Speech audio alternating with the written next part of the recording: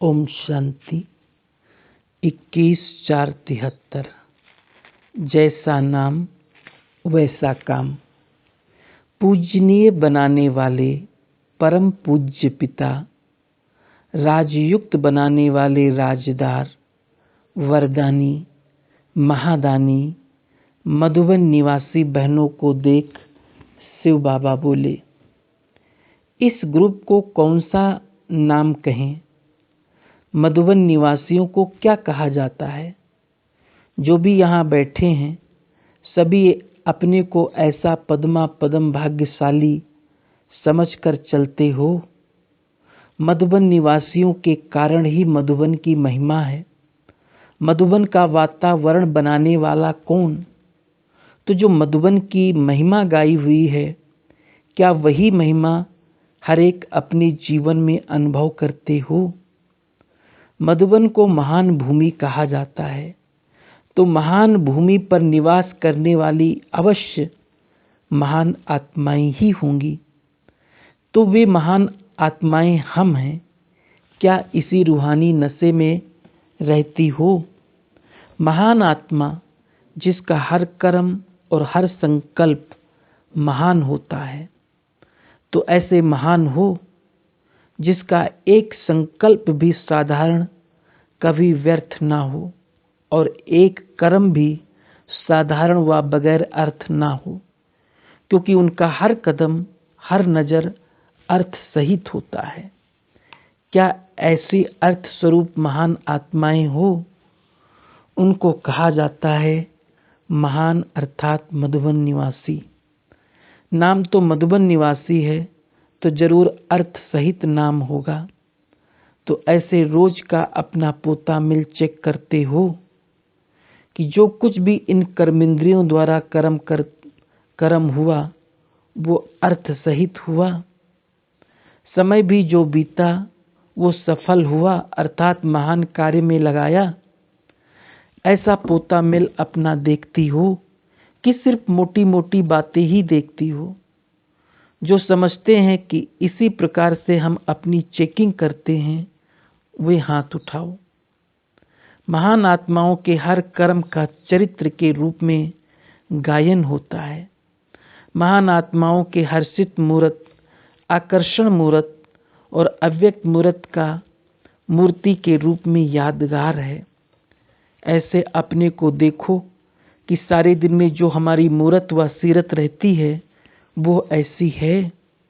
जो मूर्त बन पूजन में आए और हमारे कर्म ऐसे हैं जो हमारे चरित्र रूप में गायन हो, ये लक्ष्य है ना। जब यहाँ सीखने व पढ़ने आती हो तो अंतिम लक्ष्य क्या है? वह संगम युग का लक्ष्य क्या है? यही है ना। संगम युग का कर्म ही चरित्र के रूप में गायन होता है। संगम युग के प्रैक्टिकल जीवन देवता के रूप में पूजे जाते हैं, तो वो कब होगा? अभी का गायन है तो अभी ही होगा ना। क्या सत्युग में ऐसी बनेगी?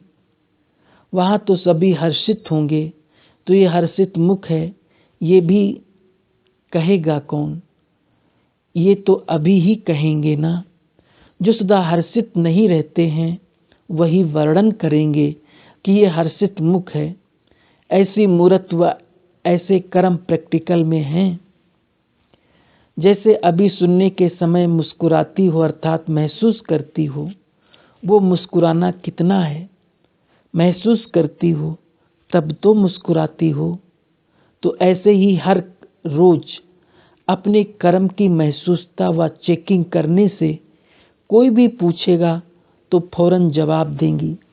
अभी सोचती हो कि हाथ उठावें कि नहीं उठावें, फलक से हाथ क्यों नहीं उठाती हो, संकोच भी क्यों होता है? कारण तो ऐसे ही अपनी संपूर्ण स्टेज को स्वरूप में लाओ, सिर्फ वाणी में नहीं लेकिन स्वरूप में।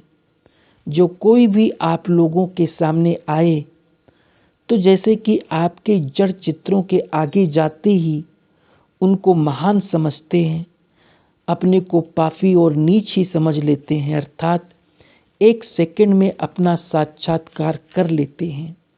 मूर्ति कहती तो नहीं है कि तुम नीच हो, लेकिन स्वयं ही साक्षात्कार करते हैं।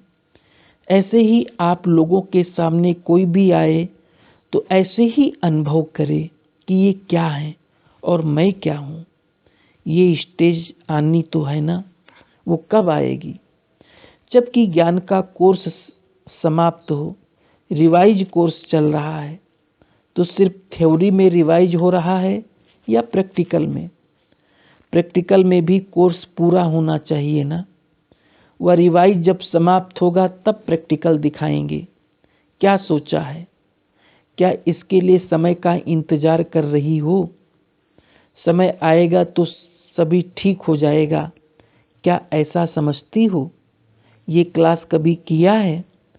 अपने को तीव्र करने के लिए, अपने पुरुषार्थ को तीव्र करने के लिए अपनी शक्ति अनुसार कभी प्लान बनाती हो, या बना बनाया प्लान मिलेगा तो चलेंगी? बाप दादा तो यही देखते हैं कि जो मधुबन निवासी हैं वो सभी के सामने सैंपल हैं। सैंपल पहले तैयार किया जाता है ना। मधुबन निवासी सैंपल हैं या फिर सैंपल अब तैयार हुआ है? सैंपल तैयार होता है तो उसकी तरफ इशारा कर बताया जाता है कि ऐसा माल तैयार हो रहा है, तभी फिर उसको देख दूसरे लोग सौदा करते हैं। पहले सैंपल तैयार होने से बाप दादा ऐसा इशारा दिखावें कि ऐसा बनना है।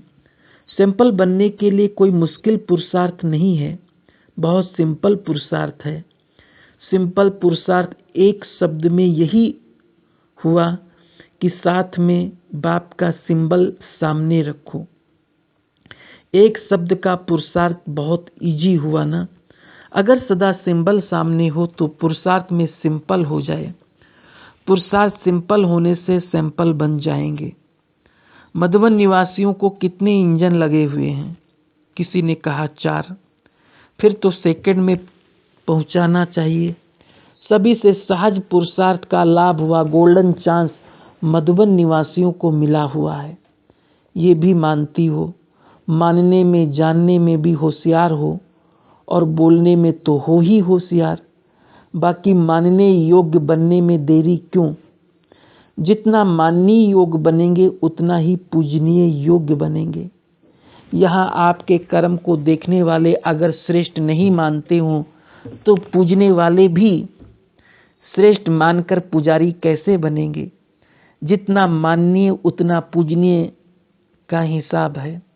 जो पूजनीय बनेंगे उनको देख हर्षित होते हैं। अब बनना है वह सिर्फ देखकर हर्षित होना है। जितना साज युक्त हो उतना ही राजयुक्त बनो। साज बजाने में होशियार होना। साज सुनने के इच्छुक भी कितने होंगे, इसमें तो सब पास होना। जितना साज युक्त उतना राजयुक्त बनो। राजयुक्त जो होता है उनके हर कदम में राज्य भरा होता है। ऐसे राजयुक्त व साजयुक्त दोनों का बैलेंस ठीक रखना है। मधुबन निवासी मोस्ट लकी स्टार्स हैं। जितना लकी हो उतना सर्व के लवली भी हो। सिर्फ लक में खुश नहीं ना होना। लक्की की परख लवली से होती है। जो लकी होगा वो सर्व का लवली जरूर होगा। अभी देखते और चलते सर्व को स्नेह देने व करने का कार्य करना है। ज्ञान देना और लेना, ये स्टेज तो पास की। अभी स्नेह की लेन देन करो। जो भी सामने आए, संबंध में आए तो स्नेह देना और स्नेह लेना है। इसको कहा जाता है सर्व के स्नेही व लवली। ज्ञान का दान ब्राह्मण को तो नहीं करना है, वो तो अज्ञानियों को करेंगे। ब्राह्मण परिवार में फिर इस दान के महादानी बनो। जैसे गायन है ना, दे दान तो छूटे ग्रहण। जो भी कमजोरियां रही हुई हैं वो सभी प्रकार के ग्रहण इस महादान से छूट जाएंगे। समझा? अभी देखेंगे इस दान में कौन कौन महादानी बनते हैं। स्नेह सिर्फ वाणी का नहीं होता, लेकिन संकल्प में भी किसके प्रति स्नेह के सिवाय और कोई उत्पत्ति ना हो। जब सभी के प्रति स्नेह हो जाता है तो स्नेह का रिस्पांस सहयोग होता है और सहयोग की रिजल्ट सफलता होती है। जहाँ सर्व का सहयोग होगा तो वहाँ सफलता सहज होगी, तो सभी सफलता मूर्त बन जाएंगे। अब ये रिजल्ट देखेंगे। अच्छा, इस मुरली के विशेष तथ्य। महान आत्मा वो जिसका हर संकल्प, हर कर्म महान हो। एक संकल्प भी साधारण व व्यर्थ ना हो। कोई भी कर्म साधारण व बगैर अर्थ ना हो तो चेक करो कि इन कर्मेंद्रियों द्वारा जो भी कर्म हुआ वो अर्थ सहित हुआ, समय को सफल कार्य में लगाया। महान आत्माओं का हर कर्म चरित्र के रूप में गायन होता है। दूसरा, जैसे आपके जड़ चित्रों के आगे जाकर खुद ही झुक जाते हैं, अपने को नीच और मूर्ति को महान समझते हैं।